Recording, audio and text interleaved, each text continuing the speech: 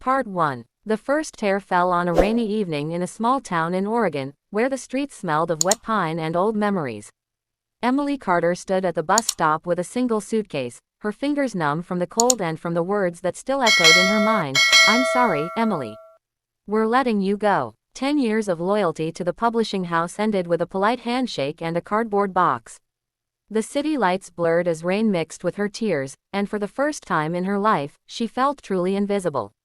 She moved back into her late mother's small house, a place filled with silence and faded photographs.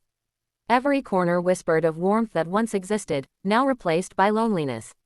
Emily spent her days sending resumes and her nights staring at the ceiling, wondering when life had quietly slipped from her hands.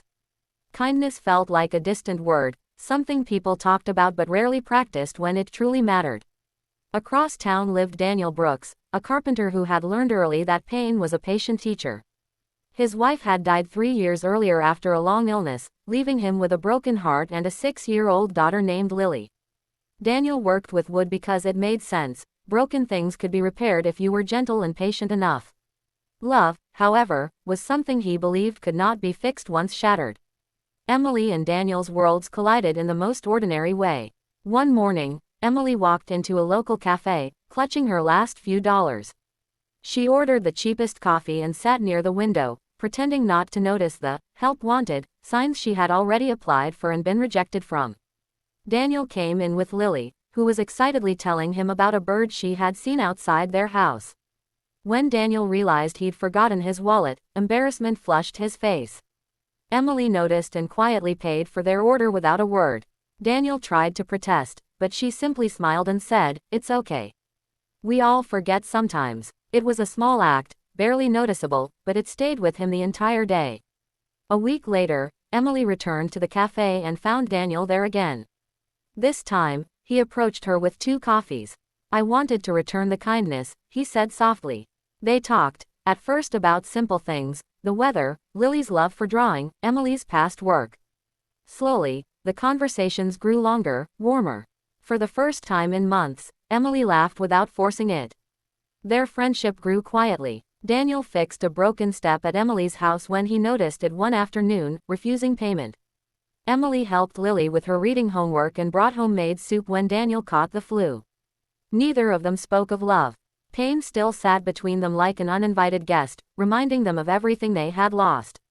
Emily's financial situation worsened. Bills piled up, and the house felt heavier each day. One night, overwhelmed, she broke down on the porch, crying into her hands. Daniel happened to stop by to return a book she had lent Lily.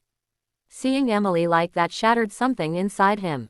He didn't say much. He simply sat beside her, offering silent company. Sometimes, that was the deepest form of kindness. Weeks passed, and Emily finally received a call for an interview in Seattle. It was a chance, but it meant leaving the town, the house, and the fragile connections she had begun to form. When she told Daniel, he smiled and encouraged her, even though the thought of her leaving stirred a pain he wasn't ready to name. The night before her interview, a storm knocked out power across town. Emily sat alone in the dark, fear creeping in with every thunderclap. Suddenly, there was a knock at the door. Daniel stood there with candles and Lily wrapped in a blanket. "We thought, you shouldn't be alone," he said. They spent the night talking by candlelight, sharing stories of loss, regret, and quiet dreams they were afraid to admit.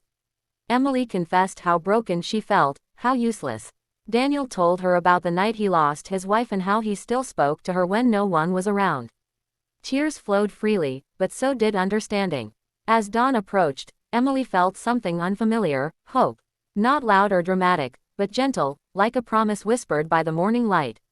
Yet, fear lingered. What if hope only led to more pain? She left for Seattle that morning with a heavy heart, carrying not just her suitcase, but the fragile beginnings of something she didn't yet dare to call love. Part 2. Seattle greeted Emily with cold skies and crowded streets. The interview went well, but doubt followed her like a shadow. Days passed without a response, and the distance between her and the quiet town felt wider than the miles on the map. She missed Lily's laughter, Daniel's calm presence, and the way kindness seemed to breathe more easily there. Back home, Daniel struggled too. Lily asked about Emily constantly, drawing pictures she insisted on sending her. Daniel tried to focus on work, but his hands felt heavier, his heart more restless. He realized that kindness had reopened something inside him, a door he had locked away after his wife's death. When Emily finally received the call, the job was hers. It paid well, promised stability, and demanded she move permanently. Instead of joy, she felt torn. She called Daniel that night, her voice trembling as she shared the news. He congratulated her sincerely, but silence followed, thick with unspoken words. Emily returned to town one last time to pack her remaining belongings. The house felt emptier than before, as if it knew she was leaving for good. Daniel came by to help, bringing Lily along. Lily hugged Emily tightly and asked if she would ever come back. Emily smiled through tears, unsure of the answer. That evening, Daniel finally spoke the truth he had been avoiding. He told Emily how her kindness had changed his life, how it reminded him that love didn't always end in loss. Emily admitted she felt the same, but fear held her back. They stood there, both wounded, both hopeful, unsure which feeling would win. The night before Emily was set to leave, a fire broke out in a nearby house. Without hesitation, Daniel rushed to help, using his tools and strength to assist neighbors. Emily joined him, comforting children and handing out blankets. In the chaos, they saw what kindness truly meant, not grand gestures, but showing up when it mattered most. As dawn broke, the fire was extinguished. Exhausted and soot-covered, Emily and Daniel sat on the curb. In that quiet moment, Emily realized something important. Pain had shaped her, but kindness had saved her. Running away from love out of fear would only repeat the cycle she wanted to escape. Emily made her choice. She turned down the Seattle job and decided to start fresh in the town that had given her hope. She began freelancing, slowly rebuilding her career. Daniel supported her every step of the way, not as a rescuer but as a partner. Their love grew patiently, rooted in understanding and compassion. There were still hard days, moments when grief resurfaced, but they faced them together. Lily thrived, surrounded by warmth and stability.